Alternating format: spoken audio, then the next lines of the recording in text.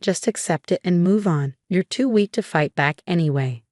Jessica's mocking laughter echoed through the living room as she lounged on my couch, casually sipping the wine I'd bought for my anniversary. An anniversary I now knew my husband had planned to spend with someone else.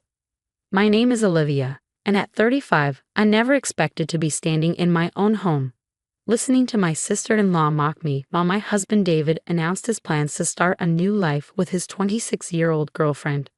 "Look, Olivia," David said, pacing near the fireplace where our family photos still hung.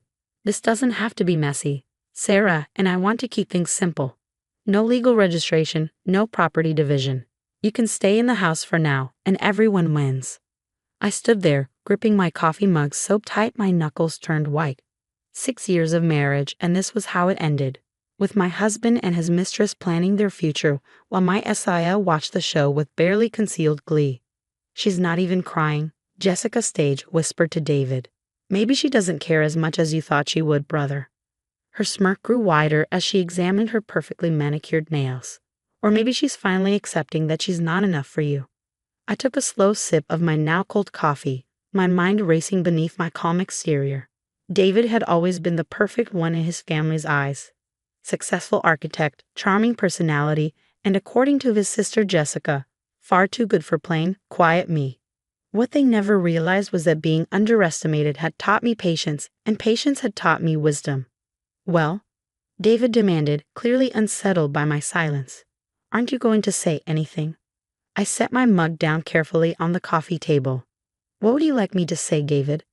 Jessica laughed again, the sound grating against my nerves. "Oh, this is rich. She's actually going to play the dignified wife. How pathetic." But I wasn't playing. I was remembering the late nights I'd spent helping David build his portfolio when we first married, the clients I'd helped him network with through my own connections, and most importantly, the documents I carefully preserved over the years. "I understand," I said simply, meeting David's eyes. "You want to start fresh with Sarah.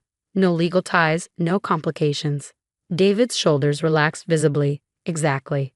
I knew you'd be reasonable about this. You always were the practical one." "Too practical," Jessica chimed in. "That's probably why David got bored. Sarah at least knows how to have fun." I watched as David grabbed his jacket, ready to leave for his dinner date with Sarah. "I'll send someone to pick up my things tomorrow," he said, not quite meeting my eyes. "We can sort out the details later."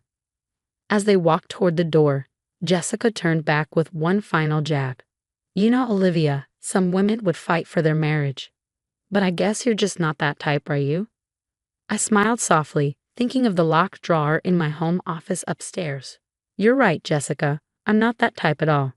After they left, I walked upstairs to my office, my hands steady as I unlocked the bottom drawer of my desk. Inside lay 6 years' worth of carefully documented evidence, emails, bank statements, contracts with David's signature, and most importantly, proof of how deeply involved I've been in building his successful architecture firm. My phone buzzed with a text from Jessica. "Don't embarrass yourself by trying to fight this. We both know you're not strong enough." I didn't respond. Instead, I opened my laptop and composed a quick email to my old college friend, now a prominent divorce attorney. "Remember when you told me to document everything? I need your help." Looking out my office window at the setting sun, I thought about David's words. No legal registration, no property division. He thought he found the perfect way to start his new life without consequences. Jessica thought I was too weak to stand up for myself. They were both about to learn that quiet doesn't mean weak, and patience doesn't mean acceptance. I had spent years being underestimated by David's family, watching and waiting, documenting and preparing. Not because I expected this day to come, but because my mother had taught me that smart women always have a backup plan. I picked up my phone and dialed another number. "Hi, Marcus. Remember those investment documents you helped me review last year? I think it's time to put our contingency plan into action." The wheels were already turning, and soon David and Jessica would learn that they had greatly underestimated the quiet, practical wife who never fought back. Sometimes the best revenge isn't in the fighting, it's in the waiting. 2 weeks after David's announcement, I sat in my lawyer's office, surrounded by stacks of meticulously organized documents. Maya, my attorney and college friend, whistled as she flipped through the files. "Olivia," This is incredible, she said, shaking her head in amazement. You have records of every contribution you made to David's firm, every client you brought in, every late-night revision you helped with, and these investment records. I nodded, thinking back to all those nights I'd spent organizing and backing up documents while David worked late, allegedly at the office. I learned early in our marriage that David's family only respected power. I figured having proof of my contributions might come in handy someday. Maya leaned back in her chair. Your husband thinks he can avoid property division by not legally registering his new relationship. But with these records, we can prove your substantial contribution to his firm's success. He'll have to properly divide assets whether he likes it or not. Just then, my phone buzzed with another taunting text from Jessica. David and Sarah looked so happy at dinner last night. This is what real love looks like, not your sad excuse for a marriage. I showed Maya the text, and she smiled grimly. Your SIL really enjoys pushing your buttons, doesn't she? She's been doing it for 6 years, I replied, always implying I wasn't good enough for David, that I was lucky to have him. She has no idea I've saved every nasty message, every email where she belittled me. Maya's eyes gleamed. Actually, those messages could work in our favor. They show a pattern of emotional harassment and combined with these financial records. A knock at the door interrupted us. Marcus, my financial advisor, entered with his own stack of papers. Ladies, wait until you see this. Those private investments David made last year, the ones he didn't want Olivia to know about, they were made using company funds that Olivia helped secure through her client connections. I remember discovering those transactions during one of my regular reviews of our joint accounts. Instead of confronting David, I had quietly documented everything and consulted Marcus about protecting my interests. So not only did he use company money for personal investments, Maya said slowly, but he did it with funds that Olivia helped bring in. This gets better and better. My phone buzzed again, this time with a message from David.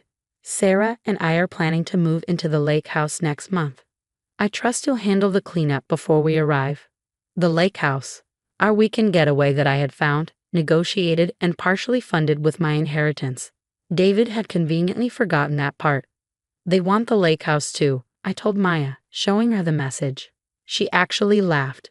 The lake house that's partially in your name, the one you found and helped purchase, let them try. Just then, Jessica burst into the office, her face flushed with anger. What do you think you're doing? She demanded. David told me you're meeting with lawyers. Are you really going to be this petty? I remained seated, calm as ever. Hello, Jessica. I'm just having a chat with some old friends. Friends? She sneered, looking at Maya and Marcus. More like you're trying to cause trouble. David's finally happy. Why can't you just let him go? Maya stood up, her professional demeanor firmly in place. Ms. Thompson, this is a private meeting. Unless you're here as your brother's legal representative, I'm here to tell Olivia to stop this nonsense. Jessica snapped. She's just proving what I've always said. She's not good enough for our family. A truly loving wife would want David's happiness. I finally stood, gathering my documents calmly. You're right, Jessica. A loving wife would want her husband's happiness. But a smart wife? I held up one of the folders. A smart wife makes sure she's protected. Jessica's face paled slightly as she glimpsed the labeled tabs, investment records, client contributions, property documents, harassment evidence. You've been planning this? She stammered. No, Jessica, I've been preparing. There's a difference. I turned to Maya. I think we have everything we need for now. As Jessica stormed out, Marcus checked his phone and smiled. The preliminary audit of the firm's accounts is complete. Should I share the findings with David's partners? I nodded, thinking of all the times David had dismissed my suggestions about financial transparency in his firm. Yes, I think it's time they knew exactly how their money has been managed. The wheels were in motion now, and soon David and his family would learn that their practical weak Olivia had been anything but. Sometimes the quietest person in the room is the one you should watch most carefully. 1 month later, I sat in the conference room of David's architecture firm, watching his perfect world crumble. The board members had called an emergency meeting after Marcus's audit revealed David's misuse of company funds. His partners' faces were grim as they reviewed the evidence I provided. So not only did you make unauthorized investments with company money, the senior partner stated, glaring at David, but you also plan to give away company assets, including the lake house property, which was partially purchased with firm funds without board approval. David's face had lost its usual confidence. I can explain. These were temporary arrangements. Temporary? Another partner interrupted. Like the temporary clients Mrs. Chen brought to the firm. The ones who now make up 30% of our annual revenue? I kept my expression neutral, though inside I felt a flutter of satisfaction. They'd finally used my maiden name, not just David's wife anymore. Jessica burst into the room, waving her phone. "This is all her fault," she shouted, pointing at me. "She's trying to ruin David's life because she can't accept that he found someone better." The senior partner raised an eyebrow. "Miss Thompson, this is a private board meeting. Security will escort you out." As Jessica was led away, still shouting Sarah, David's girlfriend, texted him. "Is it true? Are we losing the lake house? You promised me a perfect life." I watched David's face fall as he read the message. His perfect escape plan was dissolving before his eyes. "The board has reached a decision," the senior partner announced. "Given the circumstances, we're initiating a complete restructuring. Mr. Thompson, you'll be stepping down as managing partner, effective immediately." David slumped in his chair. "You can't do this. I built this firm." "Actually," I spoke for the first time, my voice steady. "We built it together. Every late night, every client meeting, every revision. I was there. I just never needed the credit, until now." The meeting ended with David's resignation. Outside the conference room, he grabbed my arm. "Why are you doing this? I was going to take care of you." I gently removed his hand. "No, David. You were going to discard me. There's a difference." That evening, as I packed the last of David's things from our house, Jessica showed up one final time. "You've destroyed everything," she said, but her voice had lost its edge. "Our family's reputation, David's career." "No, Jessica. Your brother did that himself. I just showed everyone the truth." She stared at me for a long moment. "I never thought you had it in you. All these years I thought you were weak, pathetic, too practical." I smiled. "Sometimes the quiet ones surprise you." 3 months after David's announcement of his simple plan, I stood in my newly redecorated living room. The family photos were gone, replaced by artwork I'd always loved but David had deemed too bold. The investment money had been recovered, the lake house was legally mine, and David's firm had offered me a consulting position, which I politely declined. My phone buzzed with a text from Maya. "Final divorce papers signed. Property division complete. You're officially free." I poured myself a glass of wine, the same expensive brand Jessica had carelessly sipped while mocking me. Another message came through, this time from David. "I understand now. I'm sorry." Too little too late. Looking out at the sunset through my window, I thought about the lesson my mother had taught me years ago. Never let them see your strength until you need to use it. The power of being underestimated is that no one sees you coming. I raised my glass in a silent toast to the quiet, practical wife who had proven stronger than anyone expected. Sometimes the best revenge isn't in fighting back immediately. It's in waiting, watching, and choosing the perfect moment to show your true strength. The doorbell rang. Outside stood Sarah, looking uncomfortable. I didn't know," she stammered. "About the firm, about the money, about any of it. I thought." "You thought you found your perfect ending. I finished for her. Life's rarely that simple." As I closed the door on David's past and my own, I smiled, thinking of Jessica's words from that first day. Just accept it and move on.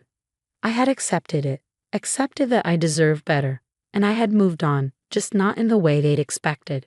Sometimes the strongest response isn't in the shouting, but in the silence. And sometimes the person they call weak turns out to be the strongest of them all.